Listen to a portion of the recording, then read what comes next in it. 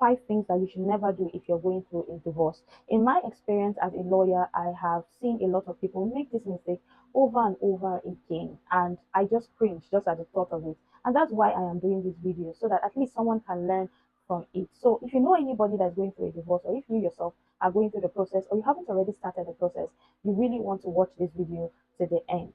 So let's just get right to it.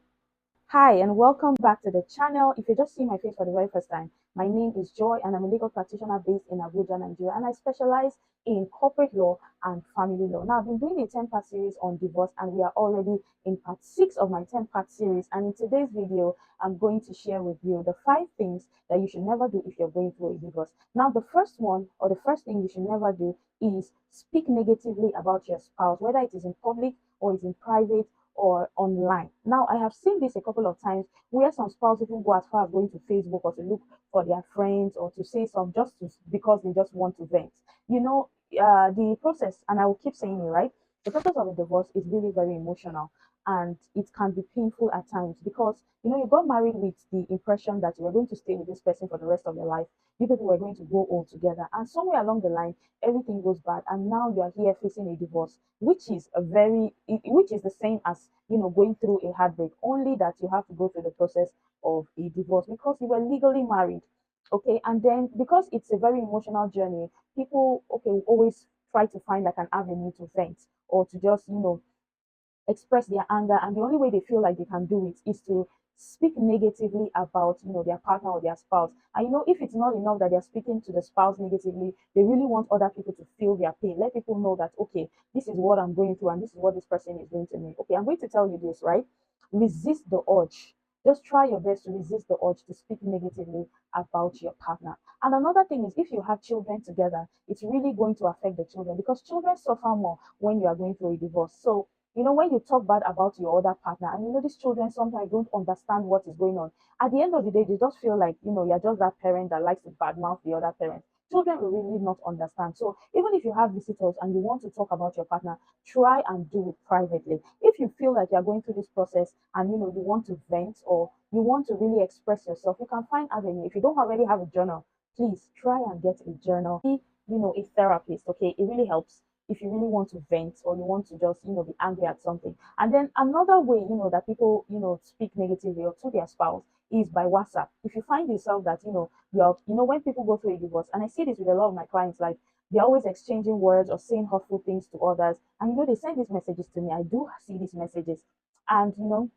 what I really wish that they would do is try to ignore the other person, even if the person is coming at you negatively. Try and ignore the person, especially if you're someone that is looking to get custody of your children, because this process is, in my video, I keep telling you that sometimes, prepare for surprises. You are in a place where both of you are kind of like in a battle, so you really don't know what that other person is going to do. So you need to be very careful about the things that you say on WhatsApp.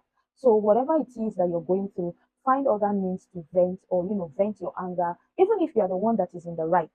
Sometimes people will not see it the way it is. They look at you like, this person sounds like a broken record, or they just feel that you're hurt. And especially if the other person is quiet, you end up looking like the bad person. So please try your best not to speak negatively about your spouse in public or in private. And then number 2 is using the children as leverage. Please do not use your children as leverage. In some cases, some spouse will deny the other partner access to the children, like, because we're going to a divorce or because I'm angry with you, you are not going to see these children anymore. You are not going to talk to them on the phone. Let's just go to divorce. Since you don't want the marriage, or since we're not married anymore, you don't have any right to see the children, especially if the other partner is more financially stable than the other partner. Please do not do that. Do not use the children as leverage, because when you're going through a divorce, they say when two elephants are fighting, it's the ground that suffers it, right? So it's the same thing for divorce. Like when two people are going through a divorce or they are fighting, it's the children that suffers it, not the parent. So you need to be careful. Do what is, best for the children. Do what is in the best interest of the child. Even if it hurts you to see the other partner, do it for your children so that they can have, even if it's a little, as a stable environment while you're going through that painful experience. So even if you are hurting, your children are hurting. If you don't know, the children are also going through that. They had the other partner together in a safe space, and all of a sudden, everything has turned upside down. So please do not use the children as leverage. Let your emotional and mental health. You see, this thing called mental health is something that I feel that is not really talked about in Nigeria, right? A lot of people are going through mental torture, or are going through mental pain, And the only way we know how to cope with it is, probably just keep it within ourselves or talk to people or just talk about it. Or I don't even know. I, I don't know, how do we even deal with mental problems in Nigeria or mental health issues? I really don't know, but during this process, you are going to be doing so many other things. You are going to be, taking care of your children, trying to balance your financial, income, trying to see that okay, there's money, there's no money. You've gone back to work, you're working, and you're doing everything. And even though you're going through a hard day, people expect that you should grieve for a certain period of time and just go back to normal as if nothing happened. But it's only you that feels it, that really knows what you're going through. All right. So it's important that you give attention to your mental health. I had a client who said to me that the court case or divorce case was really affecting her mental health and she needed time or space. It's also very important if you feel like the process is really putting a strain on you. It's important that you just take a break to attend to your mental health. And we women have this thing where we really want to just take care of our children first, and then every other thing can follow. Or you feel like you have to do this and be that immediately. I'd say just take a step back and think about it. Don't be in a hurry to do a lot of things. Concentrate on your mental health. Your mental health is very important. And I also had a colleague who told me that one of his clients actually committed suicide. Yes, his client committed suicide because the stress was too much for him and he didn't really know what to do, and then he just went ahead and killed himself. So even if you don't know about it, people are really killing themselves because of mental health issues, and it is something that we do not give attention to. So please make sure you give attention to your mental health during this process. If you need to take a break, please make sure you take a break. Is relying on your partner for your financial stability. This is why I say, like, even if you're married and you're married to somebody who is a provider, right?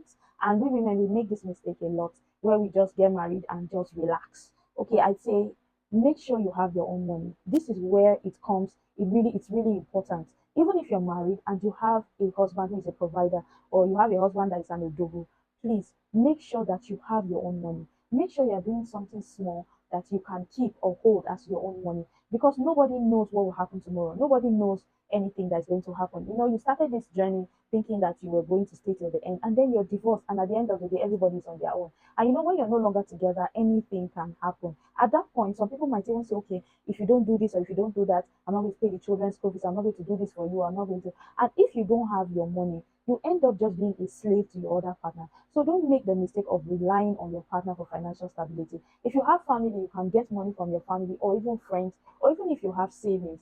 It's important that you are able to stand financially on your own. You're not relying on the other person for you to eat or for you to make any major decisions. You have your own money, so it is really important. Now the fifth one is people don't pray. Now, it's weird how, before you get married or during the marriage, people are always praying. But when it comes to divorce, people feel like it's something that they shouldn't pray about. Coming from personal experience, right? And when I mentioned mental health issues, the mistake that people make is they don't pray, because a lot of things goes into the divorce process. I feel like these days, with the high rate of divorce that is going on, I feel like the devil is really interested in divorces. So there's a lot of pain there, there's a lot of anger there, there's a lot of resentment, and in that process, people make mistakes, or they say things that they cannot say back, or they say things that they cannot take back, or it's really bad for the children or bad for everybody, and then people forget to really pray. Now the whole essence of praying is, you know just so that for your own peace, or for your own mental health, for your own peace, for those of us that believe in the power of prayer, right? I always tell my clients, please pray, so that God will heal you, God will heal your other partner. So at the end of the day, it makes the process easier.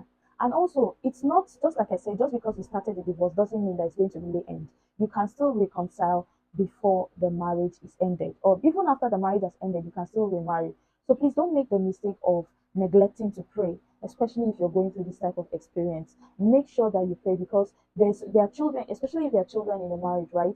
For the interest of your own children, a lot of things are going to be happening. Some people even go as far as taking the children and going to another state, and then it can really have a psychological toll on the other person. And sometimes people cannot take that pain. They go and do things that are really, really, that things that are detrimental to themselves. So it's important that you pray during this process, so that you go through a smooth transition, or go through the divorce process in a smooth way. So if this video was helpful, make sure you leave it in the comment section, and don't forget to subscribe. If you haven't already subscribed, please subscribe to this channel, and leave a comment in the comment section so I know that this series is really making sense to you. Thank you guys for watching. Until I see you in my next video, thank you guys for watching.